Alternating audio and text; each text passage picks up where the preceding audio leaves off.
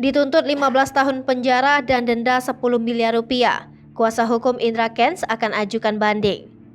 Terdakwa kasus penipuan trading binary option aplikasi Binomo Indra Kesuma alias Indra Kents dituntut hukuman penjara selama 15 tahun dan denda sebesar 10 miliar rupiah.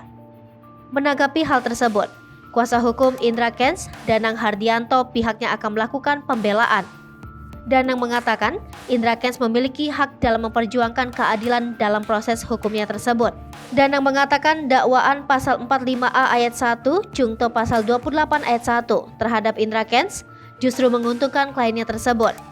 Pasalnya selain melakukan penyebaran berita bohong atau hoax melalui media elektronik, jaksa penuntut umum juga menyebut Indra Kents mengakibatkan kerugian konsumen melalui transaksi elektronik. Dengan demikian, ia menilai pasal yang disangkakan kepada YouTuber yang memiliki jargon wah murah banget tersebut kontradiktif.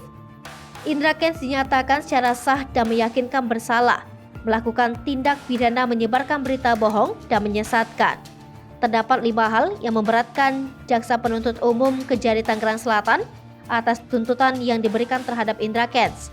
Pertama, Indra Kents telah merugikan masyarakat luas berskala nasional yang berjumlah 144 orang dengan nilai kerugian total kurang lebih 83 miliar rupiah. Kemudian Indra Kents terbukti telah menikmati hasil kejahatannya untuk digunakan membiayai gaya hidup mewah. Selanjutnya, Indra Kents disebut tidak kooperatif lantaran tidak mengakui sumber keuangannya berasal dari hasil kejahatan. Lalu kejahatan yang dilakukan Indra Kents tergolong canggih dengan memanfaatkan kemajuan teknologi khususnya dalam masalah transaksi keuangan. Dan terdakwa disebut telah mencoba untuk mengelabui dan mengecoh Ketua Majelis Hakim dan JPU. Sebab saat pemeriksaan di persidangan, terdakwa menggunakan demo penggunaan aplikasi Binomo dan mengatakan bahwa aplikasi Binomo masih beroperasi sesuai dengan transfer market mata uang global. Padahal, domain situs aplikasi Binomo yang digunakan terdakwa berbeda dengan domain situs aplikasi Binomo yang terdakwa gunakan saat menjadi afiliator.